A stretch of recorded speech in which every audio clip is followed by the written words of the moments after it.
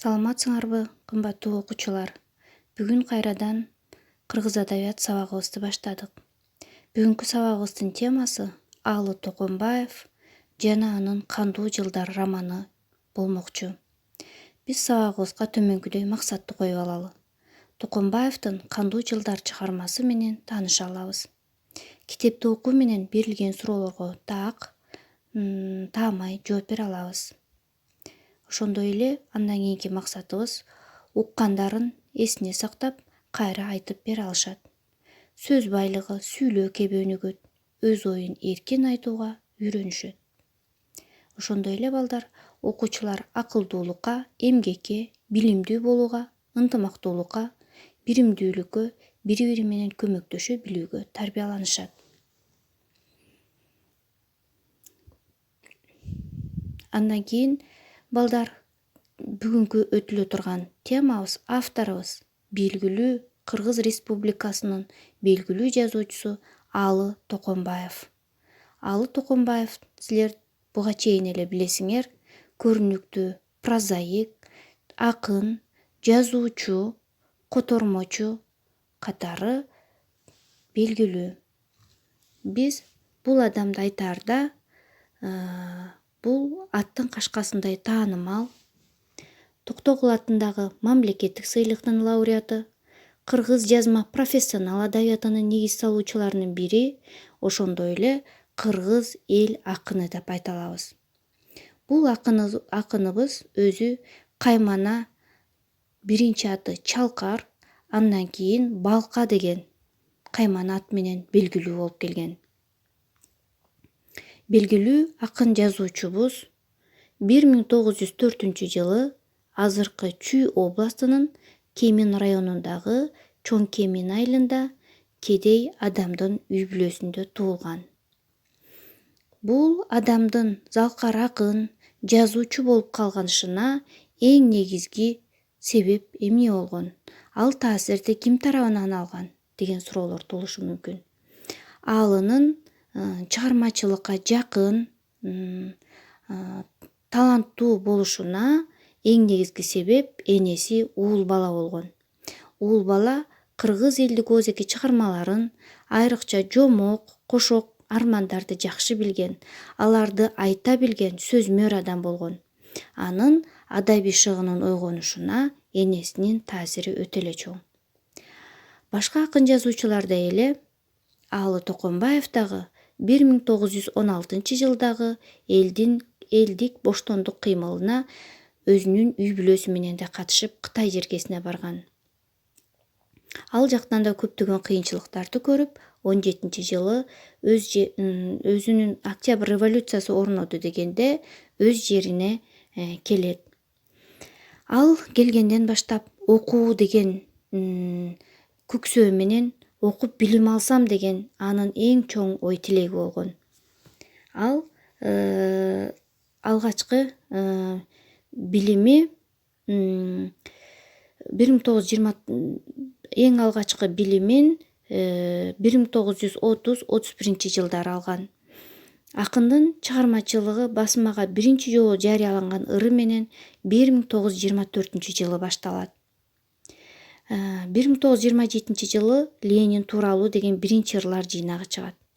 29-жылы Аялдар айнеги деген жыйнагы чыгат. 58-жылга чейин 40тан ашуун китептердин автору болот. Анын ичинен 2 прозалык чыгарма, 3 пьеса, калганы поэзия деп да көрсөткөн. Демек, биз акынды айта алабыз, акын, жазуучу, драматург катары биз аны тааный алдык. Акындын эң башка акын жазуучулардан өзгөчөлүгү кайсында? Биз мына ушул жөнүндө айтмакчыбыз. Акын өзүнүн даңктуу жана машакаттуу өмүр жолунда 50дөн ашык ырлар жыйнагын, поэмаларын, ошондой эле Кандуу жылдар романын, бир нече прозалык, драмалык чыгармаларын, публицистикалык жана сын макалаларын калтырган. Токонбаев котормодо да жемиштүү эмгектенген. Ал Маршактын, Абайдын, Жамбулдун ырларын кыргыз тилине которгон.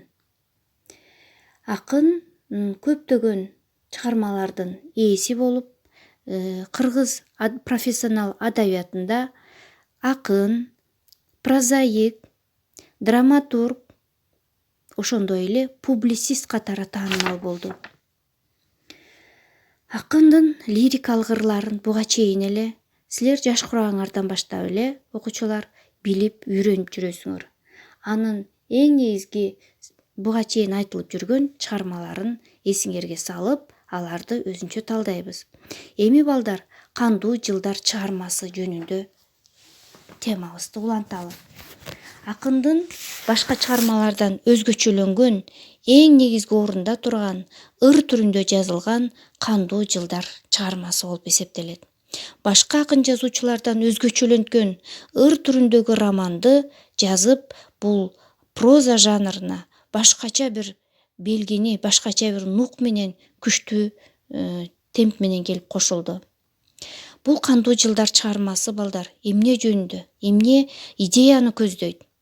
Кандуу жылдары кыргыз элинин 1916 жылдагы падышалык Россиянын жана жергиликтүү бийлөөчү таптын изүүсүнө каршы улуттук боштондук көтөрүлүшүн, анын жүрүшүн, чыгыш себебин, кыймылдатуучу күчүн, жеңилишин, элдин Кытайга качышын, Кыргызстанда Совет бийлигинин орношун көрсөтүүгө арналган кыргыз жазма адабиятындагы ыр менен жазылган биринчи роман деп айтабыз.